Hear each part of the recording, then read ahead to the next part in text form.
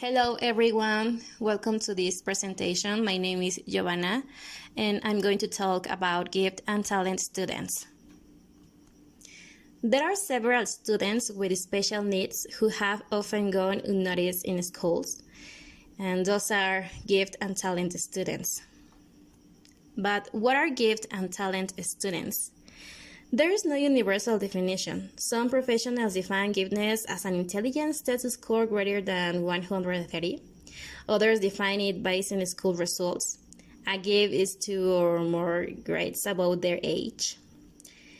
But the term gift and talent, when used with respect to pupil, children or young people who demonstrate high capacity for achievement in areas such as intellectual, creative, artistic, or leadership ability, or in specific academic fields, and who need services or activities that the schools does not normally provide to fully develop those capabilities. So in other words, gift children are a population that has different educational needs, thanks to their unique intellectual development. What makes a child gift? Okay, this is a very interesting question. So according to the experts, gift children have a great volume of gray matter in some regions of the brain, and this causes synapses, that means connections, to act faster than normal. This is because gray matter influences the frontal cortex as well as certain structures that affect thinking. The brains of gift people are different, so they are actually more intellectually developed. They have larger, more robust neurons with greater reach, and the synaptic connections are more intense and long-lasting, making the brain, so the brain, not the head, is larger. All of this involves the prefrontal cortex, which is responsible for decision making, logic, prevention, and memory, and attention too.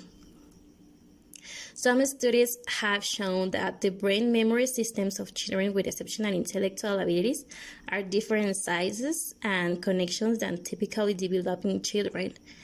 Others emphasize that gift children have a more integrated and versatile brain network topology. Okay, so I want to tell you some characteristics of gift students. The first one is high motivation to learn, practical knowledge and theoretical knowledge in both areas. Then we have creativity. They have the ability to find new ways of doing things. We have the synchrony, that its mental age doesn't match their chronological age. Hyperactivity, multiple jobs and fun all the day. Early mental maturity, responsible and autonomous behavior earlier than most. Speed in learning. Understanding before the majority or being self-taught. Hypersensitivity, great sensitivity to the world around them, strong decisions, great persistence in what they decide to do, and finally, perfectionism. Strong dissatisfaction with unfinished work or if it does not turn out as desired. On the other hand, children who are not identified in time are not interested in school and may have behavioral problems. The correct evaluation must be done by psychologists or educational psychologists specializing in giftedness. You can also investigate if there are organizations specialized in the topic in your area that can help you. This kind of the students can have academic disadvantage. So yes, there are many gift people who don't get good grades in school due to lack of interest in studies, lack of stimulation. Sometimes the repetitive teaching method and the classroom context irritate the gift person a lot, and then they don't develop their abilities. It is well known that Albert Einstein was bored with school and that his academic achievement ranged from below average to mediocrity. At age 7, Thomas Edison was the least diligent of his group. His mother was so upset with this that she started teaching him at home. A similar case happened with Newton. We can only think that reasons other than talent prevent these people from making progress in school, or also that the judgment of teachers and parents was not adjusted to reality. What are the disadvantages of this type of the students to take into account? Let's see. So they may become insensitive to the needs of others. They greatly develop irony and perceive the weakness of others with a certain black humor. They often become demotivated and bored, which is why they can waste a lot of their time. Sometimes they present symptoms of depression and can easily become isolated. They are frequently victims of bullying, since a certain self-sufficiency that describes them can trigger jealousy and intolerance in other children. They can become very critical and not respectful of the rules. They are restless, mischievous, and sometimes unkind. They show bad mood, sometimes melancholy, and signs of emotional instability. Their attitude can be very astute. They create very well-crafted arguments in their purely defensive nature, and they are regularly excluded from groups. What we can do to help them achieve academic success? Let's see traits of the effective teacher. An effective teacher is flexible, open-minded, adaptable, capable of alter the frame of reference. It's sensitive, capable of responding to changes that occur in their personal and social environment. Emphatic, objective, cognitive flexibility. It's authentic. It's not dominant or directive. Tries not to influence. Has positive attitude towards all changes, and has communication skills. As a professional teacher of give students, you must have optimal knowledge of yourself and have clear ideas about what the personality of the gift. The teacher must be able to provide stimuli instead of pressure, provide immediate feedback rather than judgments about the process, must provide learning conditions, alternatives, be able to provide a climate in which classroom that prompts self-esteem and offers security, where creative risk can be taken and cognitive. And okay, so what needs do this type of students have? They have a different kind of necessities. If we teachers want to help those students to develop their skills, stand out at school, and not feel that they are wasting their time, we should try know their special needs. Try help them and share our experiences with others who in turn have the responsibility for their educational development. So they have necessities in 3 different areas, and the first one is psychologically. They need feeling of success in an environment dynamic, intellectual, not boring, flexibility in their schedule and in their activities, that they intervene in the planning and in the evaluation, reduce external pressures as much as possible. You can do everything, you always get A's, what happened to you, I hope you win. So we have to try to avoid this kind of phrases. In a socially way, they need to feel that they are accepted, being able to trust their teachers and classmates, share their ideas, concerns, and doubts without that their classmates make fun of them, or their teachers make fun of them in it. The atmosphere of respect and understanding, freedom and psychological safety. Attend group work with other colleagues and exchange their knowledge. Sociable teachers who maintain good relationships with other teachers, parents, and students. And in the intellectually way, they need individualized teaching in subject-specific, different rhythm, accessibility to other resources, opportunities to share and develop with others their interests and abilities, opportunity to use their skills, opportunity to solve problems and carry out investigation, use their creativity. Now, I want to show you several different teaching strategies for gifted and talented students. I found a very interesting video, and I think it's going to be very useful for you. One strategy is to group gifted and talented students together. Too often they are used as peer tutors to help lower level students. Teachers should consider allowing these children to set their own goals. This will make them more invested in their goals. Interest surveys. Find out what they like, and then create lessons and activities based off of their interests. Gifted and talented students will usually finish their assignments before the rest of the class. Teachers need to have assignments ready for them when finished. Otherwise, they may act out. An inquiry-based approach is a model that will stimulate these children's mind. It is a form of active learning where students are given intriguing questions. Something often overlooked is simply making learning fun. Education frameworks for teaching gifted students center around engagement and fun activities. 20% time is about setting aside 20% of students' time for them to work on their own interests and projects, where they can innovate. Teachers should offer choice in assignments. In this way, gifted and talented students feel empowered as well as feeling like they have a voice. Research shows that project-based learning models benefit high-performing and gifted and talented students. Try offering these students leadership roles in the projects. Freedom to move about is an accommodation often made for these students. Being stuck at their desk is something that most students hate. Incorporate kinesthetic activities.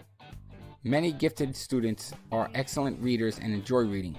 As a teacher, provide them many different reading materials. These children are often very good with technology, so encourage them to use it in their academics. Add it into your lessons. Avoid rote learning, which is memorization and repetition strategy. These students deserve more and require more from classroom teachers. What most of these children love above all is a challenge. They desire to have challenging tests. Because these children are at a higher level than other students, teachers need to differentiate instruction and the curriculum. Differentiation is in the best interest of these children. Gifted and talented children need to take risks. Studies show that they lack grit because everything comes easy to them. It's okay for them to fail every once in a while. These children are often bullied because of their academic abilities. Don't single them out and make them the target by saying how great of a student they are. And lastly, use a gamification approach to the classroom where students can compete academically and these children have a reason to succeed beyond the usual A they get. Now I want to share with you 9 activities you can use with your gift and talent students. I know these activities is going to be very useful for you. And the first one is logic games. Any activity that involves activating abstract thinking will generally be very motivating. To do this, you can use chess or other board games, many of which are fantastic support for enhancing cognitive skills. But you can also use more traditional games such as riddles, or even ask them to solve certain enigmas created by us, Treasure Hunt mode, for example. All of this will further enhance their memory and will be of great help to develop attention, which is necessary to work on in many children with high abilities. The number 2 is programming and robotics. With programming, in addition to activating their logical thinking, they will activate their computational thinking. This is a super activity for them. It's super funny. For which they will have to remember and deduce mathematical concepts The development of computational thinking will be very useful in any area of life, not only in academic works, as it will help them in making decisions and solving problems. As they will learn to structure situations in sequences, it will also prompt their analytical skills as well as mathematical, scientific, and technical skills and creativity. The number 3 is research areas of interest. One of the most common problems that children with high abilities face is a lack of motivation, as we saw a few minutes ago. So suggesting that they investigate subjects or aspects that interest them can be very enriching from them. The options here are almost endless. You can do research by simply searching the internet or going to museums to create scientific experiments, models, any other research project. The number 4 is language learning. I think this is one of the most important because it's taking advantage of the greater capacity to process information that the children with high abilities in learning other language have. Will be one of the greatest gifts we can give them for their professional and obviously and personal future. Enrolling them in extracurricular activities of a second or third language apart from just at school is more than recommended. And as they advance with this other language, encourage activities and meetings with children of their age who are native speakers of the countries in which it is spoken. And this will help them to improve and enhance socialization. So remember, this is a concept very important to them. The number 5 is write poetry and stories. Many children with high abilities are great lovers of readings. It is common for them to learn to read almost out loud and follow a much more advanced level for their age in terms of reading, comprehension, and etc. To read books recommend for all their children. Taking advantage of this interest to encourage them to write their own stories or compose poetry is a challenge from which they can get a lot of benefit, and they may even find their true passion in this kind of activity. Number 6 is compose music. Teaching the music either at home or by enrolling in academy will be another of those gifts for life, since music stimulates both cerebral hemispheres, which in turn implies greater development of linguistic and mathematical skills, among others, giving them or her the opportunity to play an instrument, the one they prefers, and to make his or her own musical positions can lead to discover of a true talent, and in any case to enjoy a very fruitful hobby. The number 7 is plastic arts. It is not only convenient to prompt intellectual activities in children with high abilities, also plastic activities such as a craft in the case of the little ones, or sculpture ceramics for the older ones, and drawing for all ages can be a true source of creativity, as well as a hobby with which disconnect and relax. If we accompany it with images of works by renowned artists and visit museums, it will be the ideal complement to expand knowledge and to carry out one of these research projects that we talked about previously. The number 8 is team sports. We already know that physical activity is necessary for all children and adolescents, regardless of their characteristics or learning needs. it is health issue, and it is essential that we give our children the opportunity to play sports. It is super important. In the case of minors with high abilities, it is especially advisable to encourage them to practice them sports to promote coexistence and socialization with other children their age, in addition to increasing their physical well-being. And the last one, and I think this is the most important, is the mindfulness. Along the same lines, it's more than recommend that they practice mindfulness. Although it is an individual activity, it provides considerable benefits on an emotional and mental level. As it helps reduce stress, depression, anger, and fear, while promoting an improvement in academic performance and developing self-knowledge.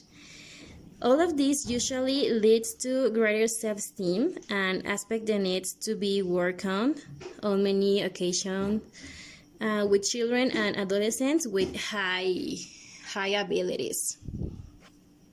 Okay, so remember that gift and talent students, they often have concentration problems, but in areas of interest they are able to concentrate for long periods of time, innovate, creative when generating thoughts, ideas, and actions, unusual imagination, extremely divergent thinking, generates original ideas but sometimes strange. But through this you can help them become extraordinary students. I think this is our duty as teachers. And this is all for today. Thanks for watching.